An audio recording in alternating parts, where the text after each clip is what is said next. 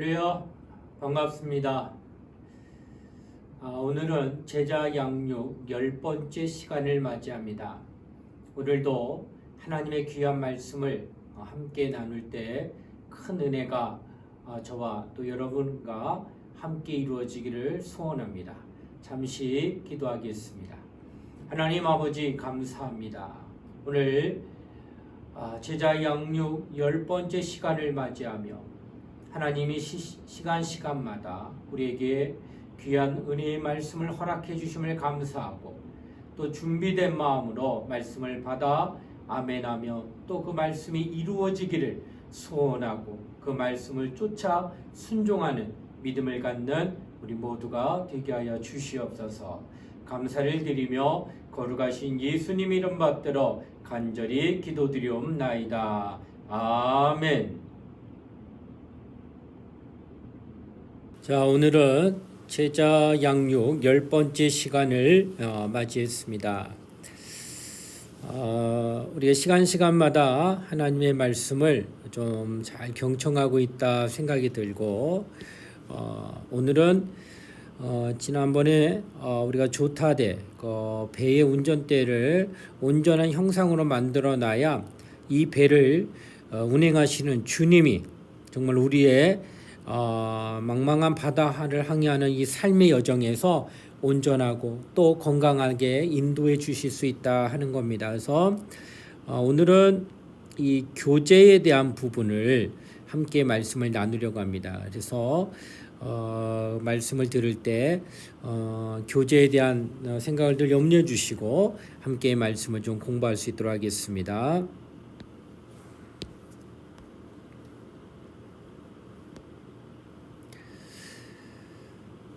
자, 오늘은 10번째 만남의 교제에 대한 이야기를 진행하도록 하겠습니다.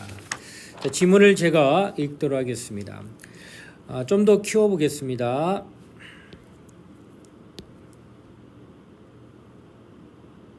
네.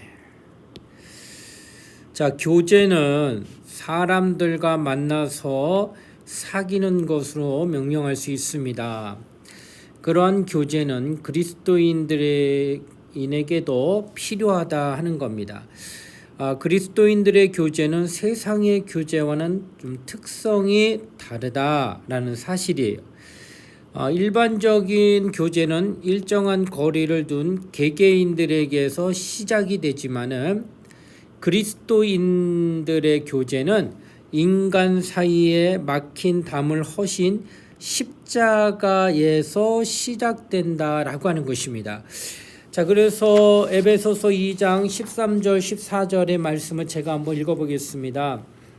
이제는 전에 멀리 있던 너희가 그리스도 예수 안에서 그리스도의 피로 가까워졌느니라. 그는 우리의 화평이신지라. 둘로 하나를 만드사 원수된 것 곧 중간에 막힌 담을 자기 육체로 허시고. 아멘. 저희가 하나님과 원수가 됐었습니다. 그 죄가 저 하나님과 우리 사이를 막았다는 겁니다. 그러나 예수께서 육체로 허시고 그 십자가에서 피와 불을 쏟아내시며 우리의 죄를 대신 담당하심으로 말미암아 이제는 우리가 둘로 아닌 하나로 만들어져서 우리가 이제는 따로따로 담이 있어서 넘어올 수도 없고 넘어갈 수도 없는 사이였다가 그 담이 무너지거나 말미암아 이제는 왕래할 수 있는 그런 은혜를 입었다는 겁니다. 무엇으로 말미암아? 십자가라고 하는 그리스도의 공로로 말미암아 됐다라고 하는 것입니다. 그러므로 그리스도인의 교제는 십자가로 시작된 교회에서만 가능하다라는 겁니다. 그러니까 세상의 교제처럼 개개인들의 어떤 취미라든지 또 어떤 그들만이 갖고 있는 어떤 같은 어떤 레벨이라든지 그 수준이라든지 여러 가지 이런 것으로 말미암아 거기에 맞게 교제를 나누는 걸로 알고 있습니다. 그 세상에 뭐 동아리도 많죠. 뭐 스포츠 동아리도 해서 있고 또 뭐 여러 가지 뭐 만들기 동아리도 있을 수 있고 이렇게 개개인들 각자의 취향에 맞춰서 교제를 시작하는 것은 세상적이지만 그리스도 안에서의 교제만큼은 서로 개개인의 어떤 이런 것과 상관없이 우리 모두가 은혜로 그리스도께서 십자가에서 피를 쏟아내심으로 그 그리스도의 공로로 우리가 이제 교제라고 하는 것을 할 수 있게 됐다는 거예요. 이 교회는 공로로 말미암아 은혜를 입어 우리가 하나님의 자녀가 된 우리 모두를 교회라고 합니다. 그러니까 건물이나 조직이 아니라 그리스도인들로 이루어진 그리스도의 몸을 뜻한다라고 하는 겁니다.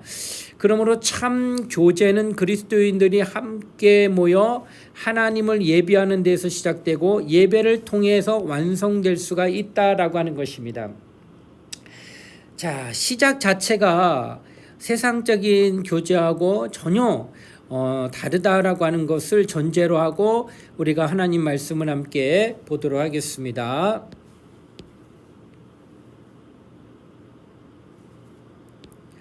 자, 예배를 통한 교제.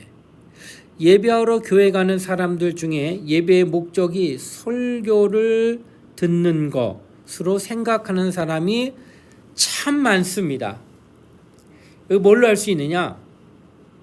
그러니까 설교 시간 전에만 예배에 들어가면 되고 설교 끝나고 나면 다 됐다고 나가시는 분, 그러니까 축도하기 전에 떠나시는 분, 늘 10분씩 지각하며 들어오지만은 어찌됐든 설교 전에 들어왔기 때문에 나는 그래도 예배 드리는 자라 하고 생각하는 분들이 상당히 많다는 거예요. 그래서 예배 드리는 목적을 모두가 많은 분들이 다는 아니지만 대부분들이 설교를 듣는 것으로 생각하는 경우가 참 많다는 겁니다. 그러나 설교를 듣는 것이 예배의 중요한 부분은 사실 맞습니다. 하지만 그것이 예배의 목적이 될 수는 없다라는 사실이에요. 예배 중에 하나로서 아주 중요합니다. 그러나 모든 예배의 가장 목적으로 둘 수는 없다는 겁니다. 근본적으로 예배는 나를 위한 것이 아니고 하나님을 위한 것, 여기에 초점이 있습니다. 그래서 그리스도인의 공동체가 모여서 하나님을 예배하는데 예배의 의의가 여기에 있습니다. 우리가 예배합니다. 은혜 받습니다. 굉장히 중요합니다. 그러나 은혜 앞서 우리는 먼저 하나님 앞에 예배자로, 경배하는 자로 하나님을 위한 예배를 우리가 먼저 드릴 수 있어야 된다라고 하는 것이에요. 자, 그러면 첫 번째, 하나님이 우리에게 예배를 통해서 원하시는 바는 무엇입니까? 레위기 10장 3절 말씀 한번 찾아보겠습니다. 레위기 10장 3절 말씀.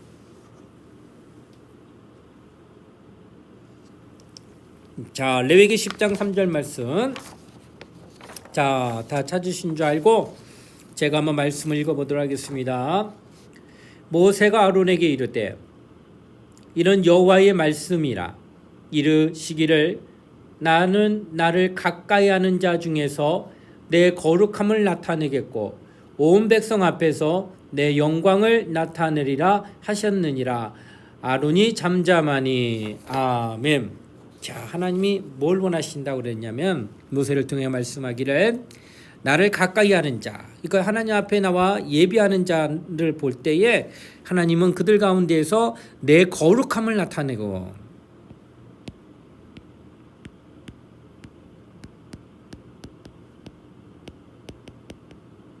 네, 그리고 또 무엇을 나타내느냐? 온 백성 앞에서 내 영광을 나타내리라.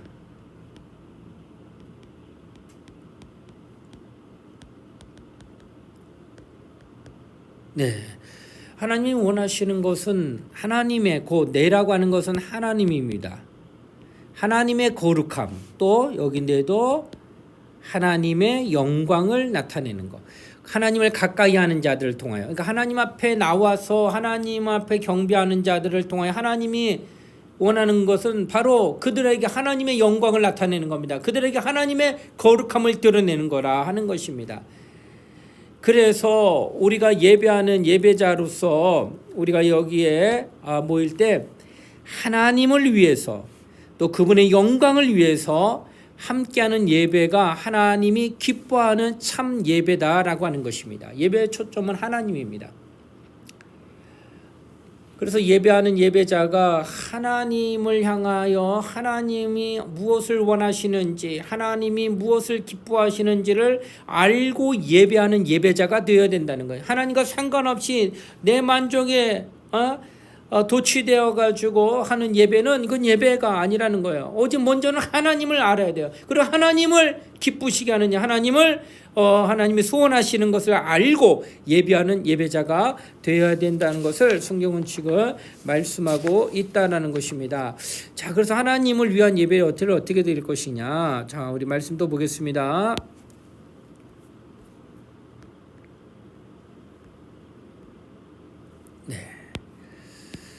자, 참 예배, 하나님이 기뻐하시고 또 소원하시는 참 예배를 하기 위해서는 무엇보다도 예배하는 사람들의 자세가 중요하다는 것이에요. 자, 요한복음 4장 24절입니다. 신령과 진정으로 하나님께 예배하라고 했습니다. 이 말씀에 따라 예배하는 사람의 마음 자세는 어떠해야겠습니까? 자, 요한복음 4장 24절 말씀 제가 한번 읽어보겠습니다. 요한복음 4장 24절 하나님은 영이시니 예배하는 자가 영과 진리로 예배할지니라. 아멘. 자, 여기 보시게 되면은요, 하나님은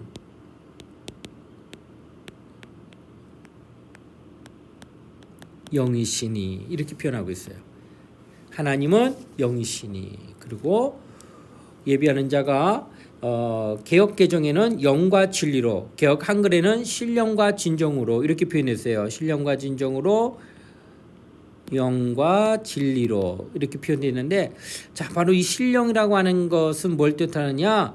다른 말로 표현하면 성령과 진리로 이렇게 표현하는 거예요. 그래서 왜 이렇게 해야 되느냐? 왜? 그러냐면 하나님은 무엇이기 때문에? 영이시기 때문에. 우리가 사람 앞에 또는 육체가 있는 자 앞에 나가서, 권세 있는 자 앞에 나가서 예배하는 게 아니라 먼저 누구에게 예배하느냐? 우리는 영이신 하나님께 예배한다는 거예요. 그래서 우리의 예배는 하나님 앞에 참 예배, 받으시는 예배, 기뻐하시는 예배가 되려면 우리도 영으로 예배해야 된다는 거예요. 그래서 중요한 것이 무엇이냐? 성령고,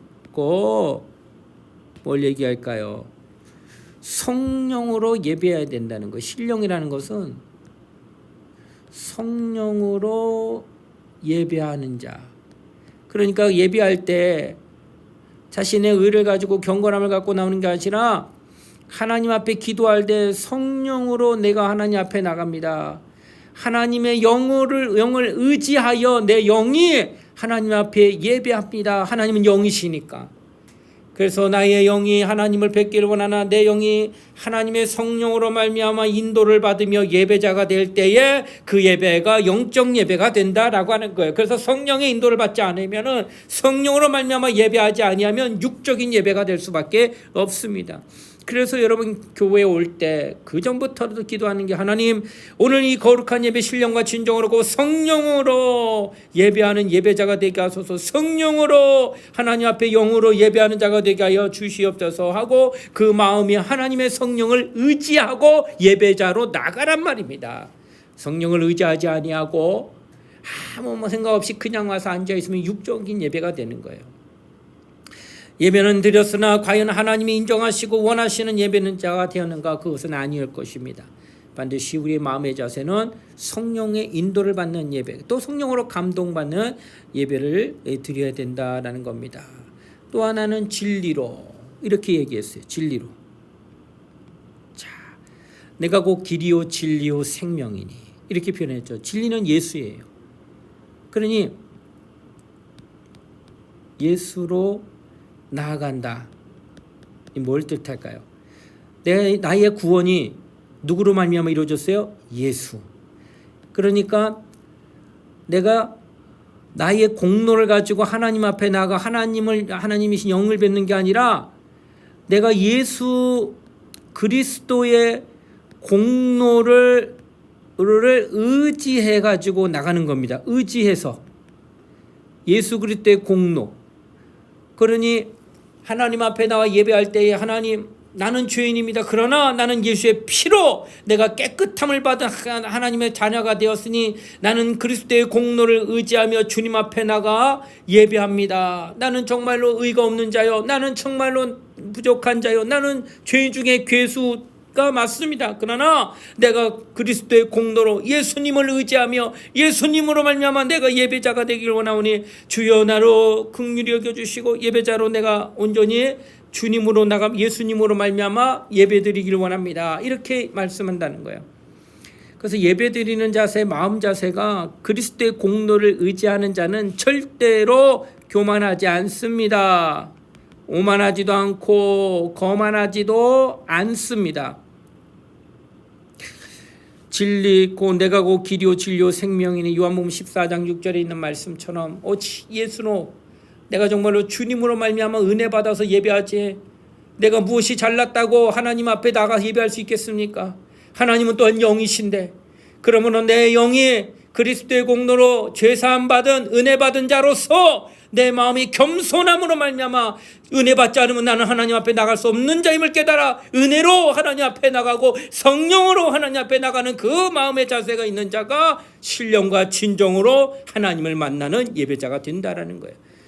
그래서 여러분과 나는 하나님과 교제할 때 예배가 온전히 하나님과의 교제의 완성이 될 터인데 성령과 진리로 예배해야 돼. 이게 굉장히 중요합니다. 외적으로 경건하고 외적으로 뭔가가 남보다 정말로 정말 반듯해 보이고 의로워 보이는 것이 중요한 것이 아니라 그 마음이 정말 영으로 예배할 수 있는가. 하나님은 영이시니까. 그래서 영적 예배 드리려면 반드시 성령의 인도를 받는 예배, 그 다음에 예수의 공로를 의지하는 예배가 되어야지만 예배자가 될 수 있다는 거예요. 하나님이 기뻐하는 예배, 또 하나님이 소원하는 참 예배를 드릴 수 있다라고 하는 겁니다. 자, 이렇게 마음뿐만 아니라 이제는 시편 95편 6절과 전도서 5장 1절과 2절은 예배하는 사람들의 외적인 자세 또한 가르쳐 줍니다. 중요한 것은 마음의 내적이지만 그뿐만 아니라 밖으로 표현되고 있는 외적인 모습도 상당히 중요한 부분으로 차지하고 있다는 거예요. 자, 시편 95편 6절 말씀입니다. 시편 95편 6절 그리고 전도서 5장 1절에서 2절 말씀입니다. 자, 한번 찾아보시고요. 예, 제가 말씀을 한번 보도록 하겠습니다. 자, 시편 95편 6절 말씀부터 읽겠습니다. 오라 우리가 굽혀 경배하며 우리를 지으신 여호와 앞에 무릎을 꿇자. 시편 95편 6절 왼쪽에 뭐라고 그러냐? 굽혀. 또 하나는요, 무릎을 꿇는. 예, 무릎을 꿇는 이렇게 돼 있죠. 무릎을 꿇는. 자, 이렇게 표현되어 있습니다. 그러니까 외적 오는 자세로 무릎을 꿇는 모습, 굽혀 숙이는 모습. 참 이런 자세는 무슨 자세일까요? 참 겸손한 자세일 겁니다. 겸손한 자세. 목이 뻣뻣한 백성이 아니에요. 벌써 이렇게 무릎이 굽혀지고 이렇게 굽혀져 있는 상태를 보게 되면은 벌써 이 겸손한 마음이 이 외적인 모습을 통하여서 보여지고 있다는 거예요. 또 하나는 전도서 5장 1절에서 2절 말씀입니다. 제가 한번 읽어보겠습니다. 너는 하나님의 집에 들어갈 때에 내 발을 삼갈지어다. 가까이 하여 말씀을 듣는 것이 우매한 자들이 제물 드리는 것보다 나으니 그들은 악을 행하면서도 깨닫지 못함이니라. 너는 하나님 앞에 함부로 입을 열지 말며 급한 마음으로 말을 내지 말라. 하나님은 하늘에 계시고 너는 땅에 있음이니라. 그런즉 마땅히 말을 적게 할 것이라. 아멘. 자, 외적인 자세 보니까 가까이에 말씀을 듣는 이렇게 했어요. 가까이 하여 말씀을 듣는 이렇게 표현되어 있죠. 또 밑에 하반절에 보게 되면은 뭘 뜻하느냐? 입을 열지 말라.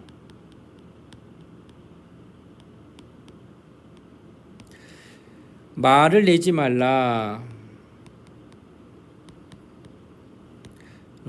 이런 것들이 말씀에 나와 있어요. 입을 열지 말고 말을 내지 말라. 자, 가까이의 말씀을 들으라 하는 뜻인데 이는 뭘까요? 달리 말하면 사모하는, 가까이 한다는 것은 사모하는 자세를 뜻합니다. 그래서 외적인 자세로 드러나는 게 뭐예요? 사모하게 되면은 먼저 나옵니다. 그래서 예배 시간이 11시라고 그러면은 늦지 않아요. 사모하는 마음이 있으면 10분, 20분 아니 30분 전에 와서 앞자리부터 앉아요. 앞자리에 나옵니다. 왜요? 가까이 하여 말씀을 듣고자 하는 모습이 외적으로 드러난 거예요. 그 마음이. 이는 준비된 마음이요. 뭐 하기 위해서? 은혜 받기 위해서. 은혜 받기 위한 마음이 표출된 게 일찍 나오면서 그 또한 앞에 와서 앉아서 준비하고 있다는 거예요. 예배자가 돼서 성령으로 인도받는 그 마음, 또 예수의 공로 의지하여 나오는데 반드시 내가 하나님 앞에 그런 모습을 사모하고 있다는 것이 바깥으로 표출된 것이 일찍 나오고 앞자리에 앉는 그 모습. 또 입을 열지 말라, 말을 내지 말라는 것은 경청하라는 거예요. 은혜 받기 위해서 정말로 이렇게 잠잠히 하나님의 음성만 듣는 예배자가 된다는 거예요. 예배를 통하여서 내 말하지 아니하고 하나님의 음성만 온전히 집중하여 듣겠습니다 하는 마음을 가지고 하나님 앞에 나오고, 그리고 이런 시간에 나와서 또 앞자리에 가서 앉아서 준비된 마음을 가지고, 또 그 마음은 성령의 인도를 사모하고 있고 예수 그리스도의 공로를 의지하여 하나님 앞에 나가는 이 예배자, 이 예배는 온전히 신령과 진정으로 예배드리는 참 예배가 될 것이고 하나님이 기뻐하시는 예배가 되어질 거라 하는 것입니다. 이처럼 예배는 우리가 하나님 앞에 나가서 예배할 때 이러한 마음가짐, 이러한 자세를 가져야 된다라고 하는 것을 말씀하고 있습니다. 자, 우리도 계속해서 말씀을 좀 더 보도록 하겠습니다.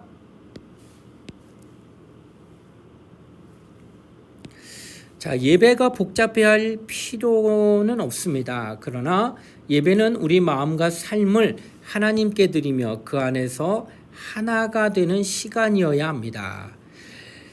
중요한 것은 예배의 순서가 많을 필요는 없다는 겁니다. 다만 마음과 삶을 하나님께 드리는 하나가 되는 그런 시간에 예배의 순서는 있어야 된다라고 하는 것이에요.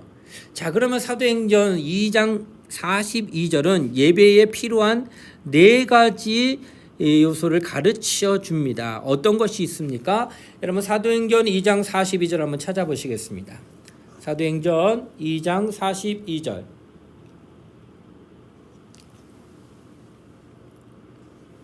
네, 사도행전 2장 42절.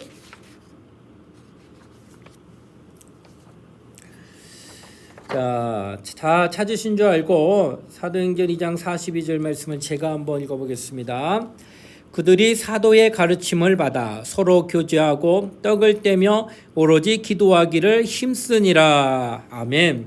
자, 4가지 요소가 여기 다 나왔습니다. 그 첫 번째, 사도의 가르침입니다.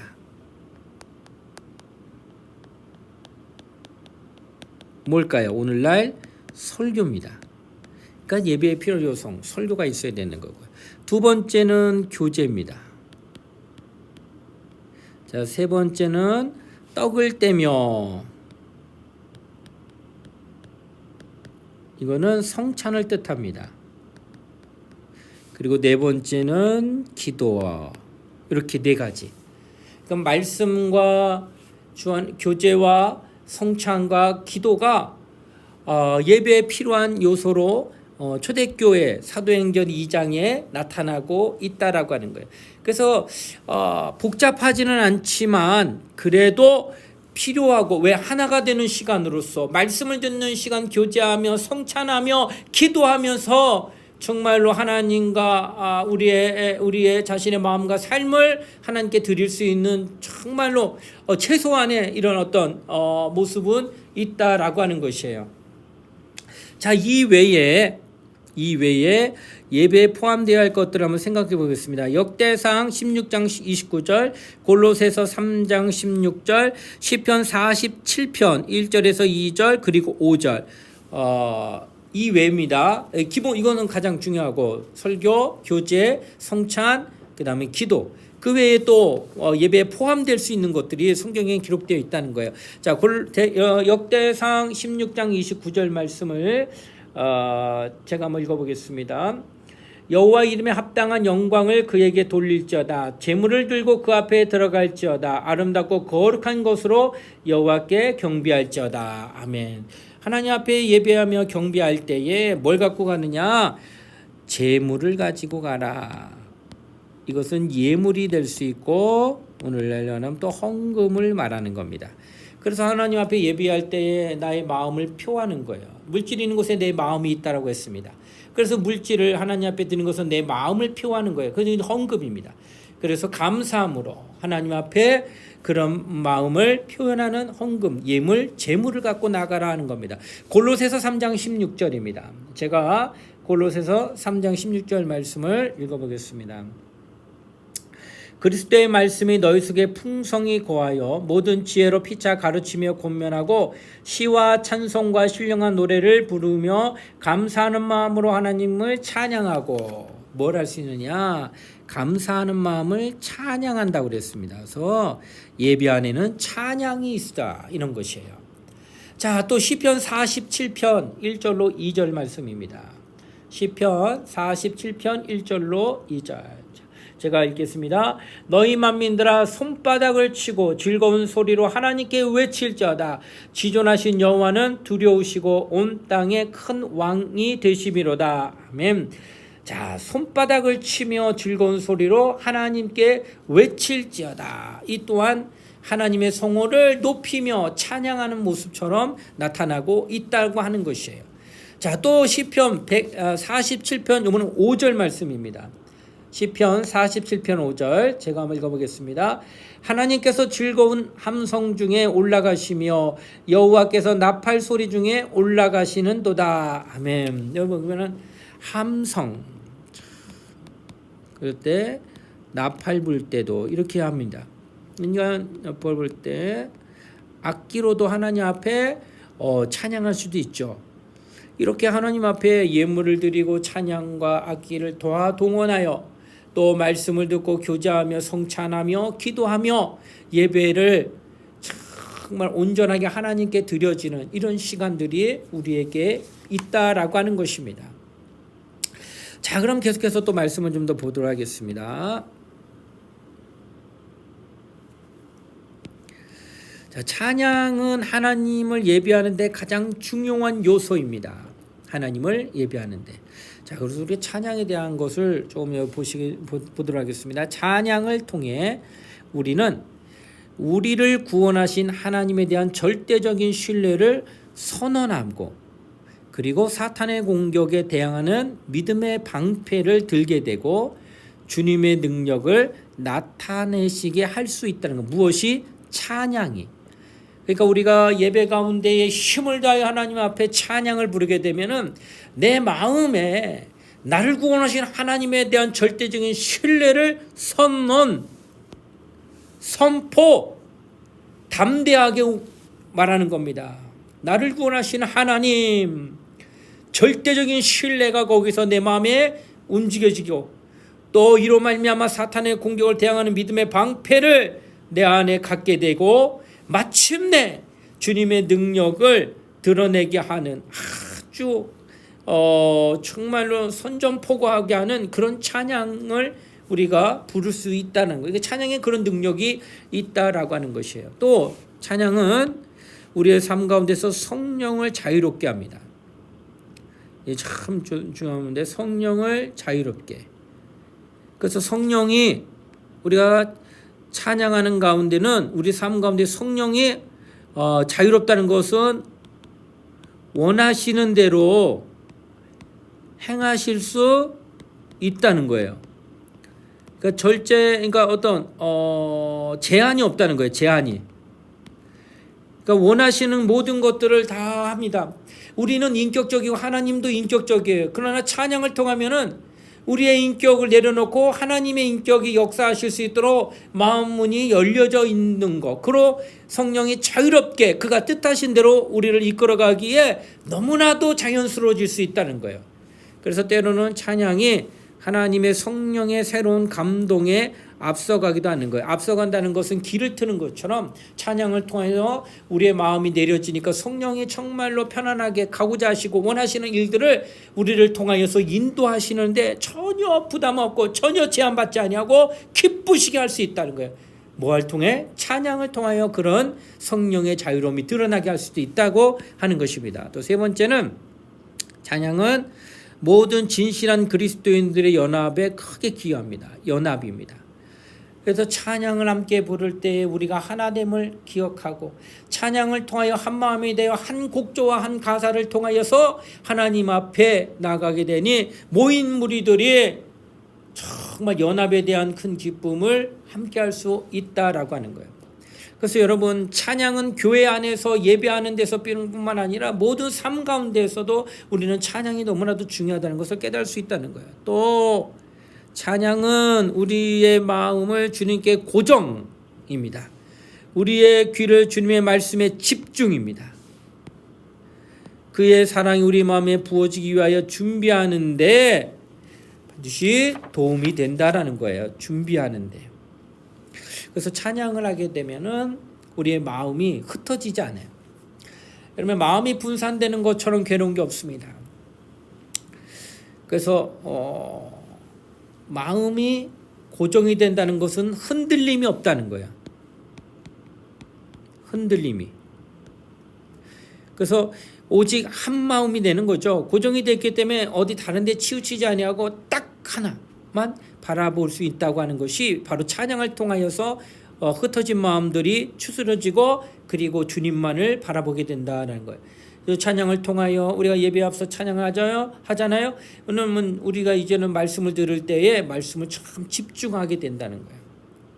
그리고 부어주시는 주님의 은혜와 사랑을 넉넉히 받을 마음의 문이 활짝 열려 있는 상태가 되어 있기 때문에 찬양을 통하여 예배 앞에 나가는 자들은 정말 은혜 받기 위하여 정말 하늘에서 내려지는 은혜의 단비를 받을 그릇도 작은 종은 그릇이 뚜껑이 절대로 엎어져 있으면은 아무리 많은 또 아무리 좋은 또 훌륭한 그릇을 갖다 놨다 해도 이미 뚜껑이 덮여져 있으면 한 방울도 안 들어가요. 근데 이 뚜껑이 활짝 열려 있으면은 그게 작든 크든 상관없이 다 받을 수 있다는 거예요.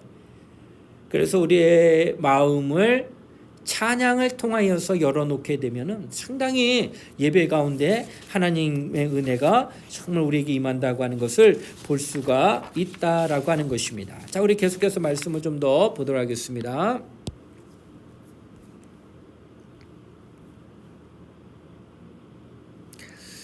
자, 또 찬양은 하늘나라의 언어이므로 찬양을 통해 하늘나라를 미리 맛보게 됩니다.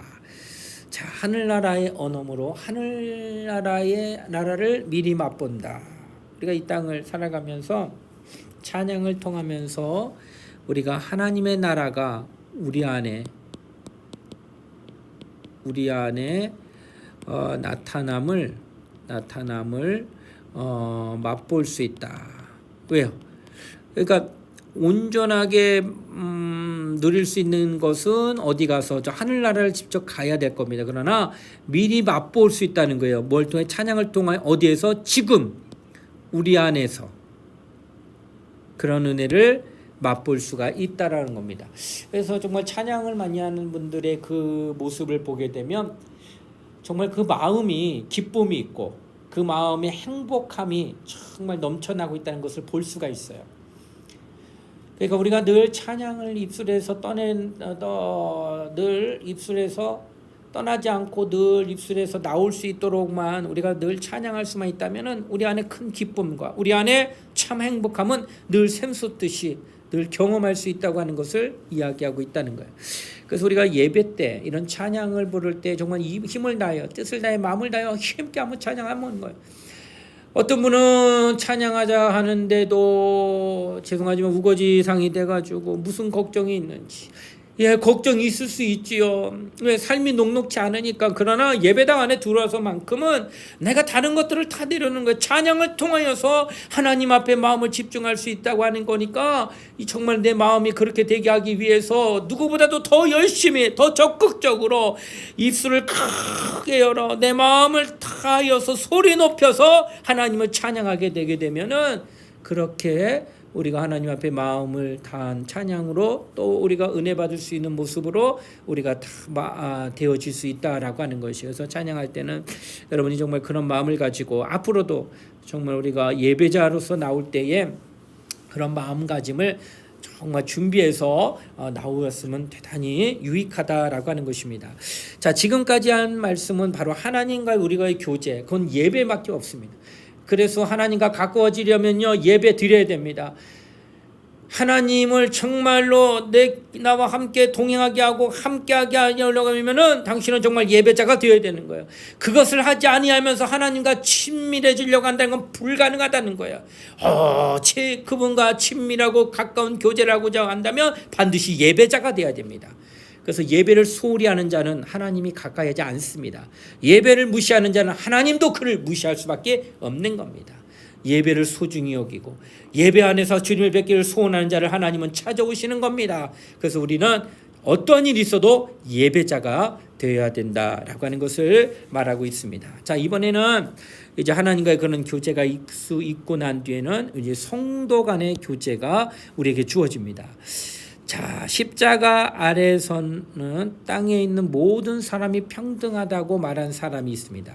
이 말이 맞다면 그리스도인들에게는 하나님의 가족으로서 친밀한 구성원이 될 특권이 있다는 겁니다. 우리가 다른 사람들에게 배우고 서로 용기를 북돋아야 합니다.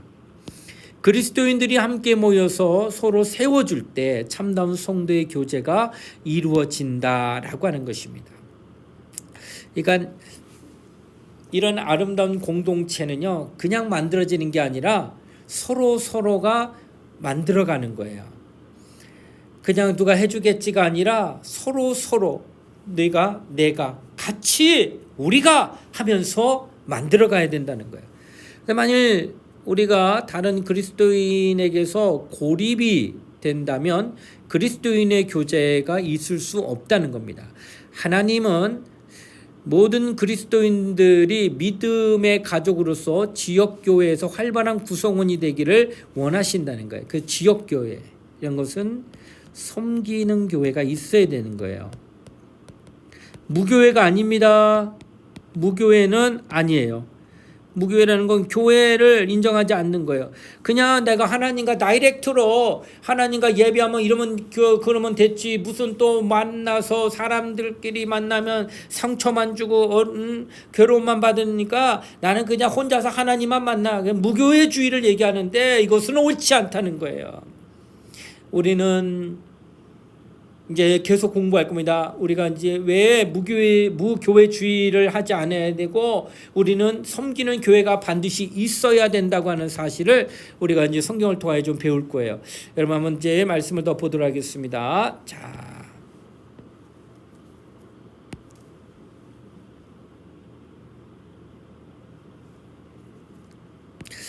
자, 첫 번째 의식인데 지체 의식이 있어야 합니다. 섬기는 교회에서.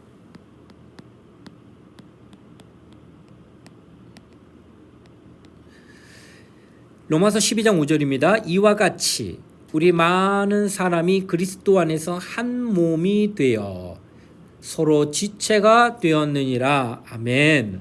자, 의식이 깨어 있어야 돼요. 무슨 의식이? 우리는 주 안에서 한 몸이다. 자, 모든 그리스도인들은 서로가 한 몸인 까닭에 지체가 된다는 거예요. 바울은 사람의 몸에 비유하여 이 점을 설명했습니다. 고린도전서 12장 14절로 26절을 읽어보십시오. 그리고 이 말씀의 결론을 요약해 보십시오. 고린도전서 12장 27절인데 자, 좀 장문이지만 그래도 여러분 한번 보셔야 될 것 같습니다. 자, 고린도전서 12장 14절로 26절 한번 찾아보세요. 네. 고린도전서 12장 14절로 26절. 자, 다 찾으신 줄 알고 제가 좀 길지만 말씀을 봉독합니다. 여러분은 눈으로 한번 따라서 읽으시면 될 것 같습니다. 몸은 한 지체뿐만 아니요 여럿이니 만일 발이 이르되 나는 손이 아니니 몸에 붙지 아니하였다 할지라도 이로써 몸에 붙지 아니한 것이 아니요 또 귀가 이르되 나는 눈이 아니니 몸에 붙지 아니하였다 할지라도 이로써 몸에 붙지 아니한 것이 아니니 만일 온몸이 눈이면 듣는 곳은 어디며 온몸이 듣는 곳이면 냄새 맡는 곳은 어디냐. 그러나 이제 하나님이 그 원하시는 대로 지체를 각각 몸에 두셨으니 만일 다 한 지체뿐이면 몸은 어디냐. 이제 지체는 많으나 몸은 하나라. 눈이 손더러 내가 너를 쓸데없다 하거나 또한 머리가 발더러 내가 너를 쓸데없다 하지 못하리라. 그뿐 아니라 더 약하게 보이는 몸의 지체가 도리어 요긴하고 우리 몸에 덜 귀히 여기는 그것들을 더욱 귀한 것들로 입혀주며 우리 아름답지 못한 지체는 더욱 아름다운 것을 얻느니라. 그런즉 우리 아름다운 지체는 그럴 필요가 없느니라. 오직 하나님이 몸을 고르게 하여 부족한 지체에게 귀중함을 더하사 몸 가운데서 분쟁이 없고 오직 여러 지체가 서로 같이 돌보게 하셨느니라. 만일 한 지체가 고통을 받으면 모든 지체가 함께 고통을 받고 한 지체가 영광을 얻으면 모든 지체가 함께 즐거워하느니라. 아멘. 자, 몸 안에 있는 많은 지체들이 있다는 거예요. 그 지체가 각각 모양이 다 틀리고요. 그 기능이 다 틀리다는 거예요. 그런데 그 지체 가운데는 좀 이쁜 모양으로 쓰임받는 게 있는가 하면 그렇지 못하고 쓰임받는 것들이 분명히 있다는 거예요. 그래서 여기 읽은 말씀들 가운데 보게 되면은 정말 몸에 덜 귀하게 여기는 것, 그러나 실제적으로는 굉장히 귀한 겁니다. 여러분, 우리가 그 운동선수들 그 마루 선수들 보게 되면 그 발이 어때요? 정말로 그 20대의 아주 어린 아이들 정말 예쁜, 얼굴은 너무 예쁜데 신발을 벗겨보고 마루를 타고 했던 이 선수들, 그 보면 발가락이, 아이고 이거는 뭐 발가락이 아닌 것 같아요. 형체가 완전히 다 틀어졌어요. 참 못나요. 그러나 그가 영광을 받아요. 거기 금메달을 따가지고 체조에서 앞에 나가서 상 받을 때는 그의 외모가 상을 받고 있죠. 그러나 이런 금을 따게 해줬던 것은 그 외모가 아니라 그의 못난 발가락입니다. 발입니다. 이렇게까지 못났지만은 이 발이 이렇게까지 헌신해 줬기 때문에 그래서 금메달을 땄다라고 하는 거예요.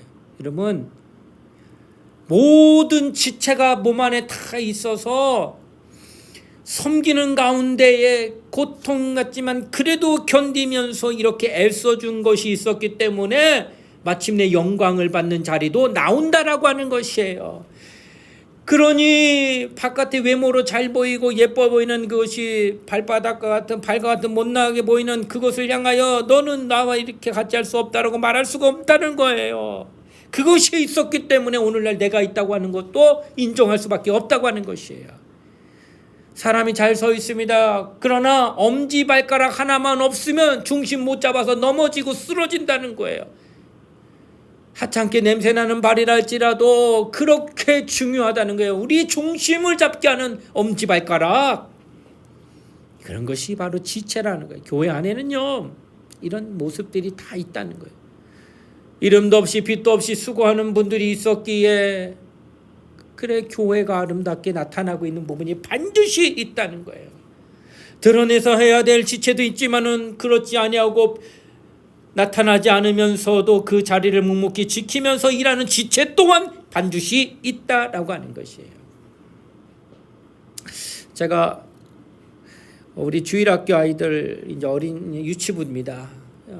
아이들에게 서로 소중함에 대한 이야기할 때, 지체 얘기할 때 제가 동화 같은 이야기합니다.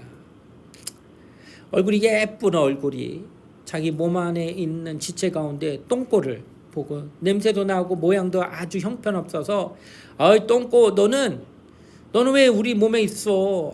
정말 너는 없었으면 좋겠어 하면서 그 외모가 예쁜 얼굴이 그 똥꼬를 향하여 그렇게 타박을 합니다. 똥꼬가 화가 났어요. 그래가지고 그래 나 없어도 된다 이거지? 좋아. 내가 정말 꽉 틀어 막는다. 응? 보자 그래. 입으로는 맛있는 게 계속 들어가요. 즐거워요. 근데 하루 이틀이지 일주일 딱 지났는데 배설을 하지 못하는 거예요. 왜? 똥꼬가 막아가지고. 그랬더니 그렇게 예쁜 얼굴에 뭔가 뽀드락지가 올라와요.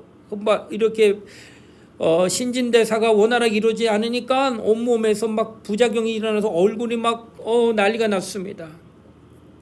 그때 찾아와서 얘기합니다. 똥꼬야 미안해. 내가 사과할게. 제발 네가 꼭 있어야 돼. 너 없으니까 내가 이렇게 돼. 뭘 얼굴이.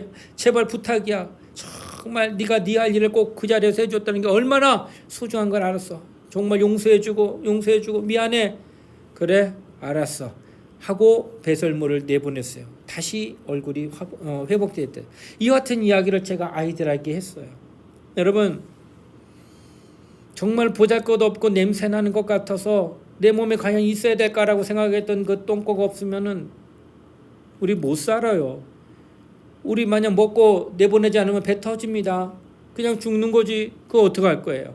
안 된다는 것이에요. 그래서 우리는 정말 우리가 하나님 앞에 우리는 그리스도의 몸으로서 모든 각양의 지체가 이루어져 있다고 하는 것을 우리가 인정해야 된다는 거예요. 그래서 고린도전서 12장 27절 말씀은 이렇게 나타냅니다. 너희는 그리스도의 몸이요 지체의 각 부분이라 라고 했어요. 그래서 우리는 모두는 그리스도의 몸으로 이루어진 각 지체라는 거예요. 그래서 몸으로 이루어졌기 때문에 분리가 안 된 겁니다. 우리는 유기적인 거예요. 뗄 수 없는 거예요. 함께하는 거예요. 그래서 교회 안에서 모두가 정말로 필요한 자들이라는 거예요. 절대적인 자들이라는 거예요. 그래서 우리는 우리 각자가 서로가 서로를 향하여 보완해 주는 그런 관계. 그래서 도와주고 협력해주고. 여러분 정말로 가시가 손가락 끝에 박혔어요. 근데 그 통증이 손가락만 느낀 게 아니라 온몸이 다 찌릿찌릿합니다. 아프고 신경이 거기에 막 미치겠어요. 딴 걸 못하겠어요. 너무 여기에 가시 박힌 것 때문에. 그럼 어떻게 해요? 지금 고통받고 가장 그 자리가 좀 연약한 자리가 되어버렸는데 다른 지체들이 도와야죠. 어떻게 해요? 눈이 머리가 말합니다. 안 되겠다. 가시를 빼야겠다. 그렇게 손에게 얘기합니다. 자 빨리 준비해서 가시 뺄 수 있도록 집게를 찾아.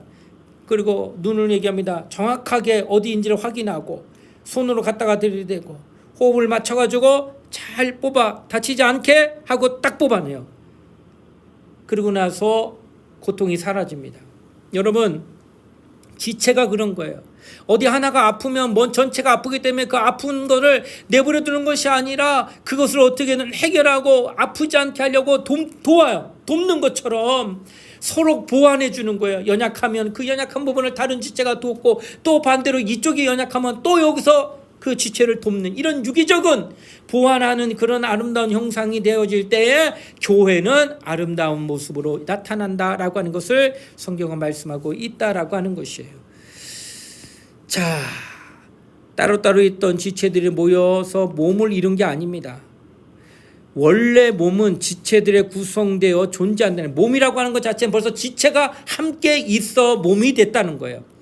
지체가 따로따로 다 있다가 모여서 몸이 됐다가 아니라 원래 몸이었다는 거예요. 그래서 지체는 원래 함께 있었다는 거예요. 마찬가지로 개개인으로 있던 그리스도인이 모여서 그리스도의 몸인 교회를 이루는 것이 아니라 개개인이 그리스도인이 될 때 이미 우리는 그리스도의 몸의 지체로서 교회의 한 몸을 이루고 있었다는 거예요. 자, 계속해서 보겠습니다. 그리스도의 몸은 보이지 않는 모든 그리스도인들 말하기도 합니다. 그래서 우리 지금 모든 세계에 있는 많은 분들이 어디 곳곳에 있어도 예수를 믿는 순간 그들은 그리스도의 몸의 지체가 다 되어버린 거예요. 그렇지만 성경은 뭘 말하느냐? 많은 부분에서 그리스도의 몸을 구체적으로 지역교회에 초점을 맞춰. 아까 얘기했죠. 지역교회는 지금 내가 섬기는 교회를 말합니다. 우리 섬기는 교회 뭐예요? 우리 교회는 대강교회. 그 대강교회에 초점을 맞춰 설명하고 있다는 거예요. 그러므로 그리스도인들은 일정한 지역교회, 대강교회에 소속하여 참여해야 합니다. 그리고 지체로서 맡은 일들을 즐겨 감당해야 한다라는 거예요.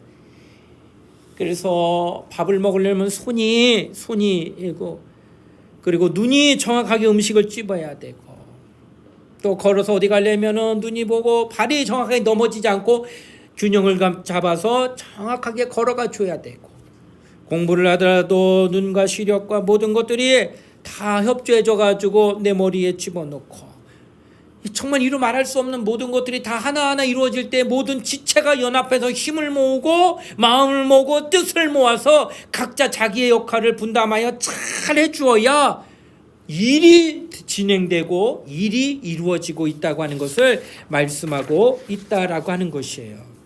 자, 지금 여기에서 이렇게 우리가 좀 지체에 대한 말씀을 좀 계속 나누고 있다라고 하는 것인데, 여러분 정말로 하나님께서 우리로 그리스도의 몸된 지체로 우리를 부르셨습니다. 그래서 하나님과의 교제를 해야 되고, 그 다음에 성도 간의 교제가 이런 지체 의식이 없다고 한다면은 나가 상관없어. 여러분 이거는 가족 아닙니다. 가족은 어떤 거예요? 가족 중에 누가 하나 아프면 집안 전체가 우울합니다.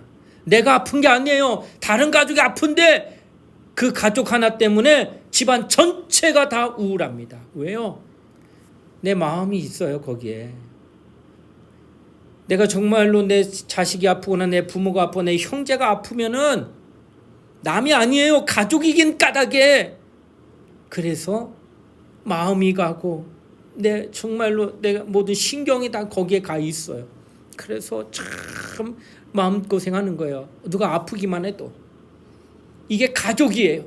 하늘나라 가족, 하늘 가족인 우리들도 가족이라고 한다면은 성도 하나가 아프면 같이 마음이 쓰여지는 게 맞다라는 거예요. 가족이 아니라면 뭐 상관없겠죠. 하지만 가족이라면 반드시 그런 유기적인 마음이 서로 이렇게 통하고 있다는 거예요. 그래서 우리는 성도를 향하여서 이런 유기적인 마음이 있어야 돼요. 그래서 누가 아프고 또 누가 어려움 당할 때 우리 기도할 줄 알잖아요. 하나님 저 성도를 기억하시고 긍휼히 불쌍히 여겨 주시옵소서. 정말 기도로서 연결돼가지고 그를 도우려고 하는 그런 마음이 있다는 거예요. 또 아니라 그의 신앙생활이 정말 타락하려고 하고 여러 가지 어려움이 있으면 그 영혼을 생각하여서 우리가 도와주려고 기도하고 그를 붙들려고 하는 그 마음이 우리 안에 있다는 거예요. 왜? 가족이기 때문에, 하나의 지체이기 때문에. 아까도 말씀드렸던 것처럼 어디가 다치고 아프게 되면은 어떻게든 다른 지체들이 도와서 그걸 치료하려고 하는 것처럼 그렇게 한다는 거예요. 이게 바로 우리가 성도 간의 진정한 교제의 지체가 됨을 이야기하고 있다라고 하는 것입니다. 자, 우리 성도에 대한 교제가 또 굉장히 많이 준비되어 있는데 오늘은 여기까지만 말씀을 함께 나누고 다음 주에 연이어서 또 말씀을 함께 전하도록 하겠습니다. 이상으로 제자 양육 10번째 만남의 첫 번째를 마칩니다. 또 다음 주에 연이어서 또 교제에 대한 하나님의 말씀을 함께 나누도록 하겠습니다. 기도하겠습니다. 하나님 아버지 감사합니다. 오늘도 귀한 하나님의 말씀을 우리로 듣게 하시고 깨닫게 하시니 감사합니다. 우리 모두가 지체가 됐음을 기억하고 하나님 앞에 서로 위로하고 격려하며 또 힘을 모으는 그런 아름다운 공동체가 되도록 인도하여 주시옵소서. 감사를 드리며 예수님 이름 받들어 기도드리옵나이다. 아멘.